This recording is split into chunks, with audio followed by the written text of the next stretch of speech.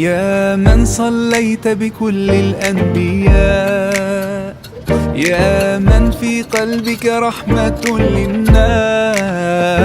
يا من ألفت قلوبا بالإسلام، يا حبيبي يا شافعي يا رسول الله، بأمي وأبي فديتك سيدي، صلاة وسلام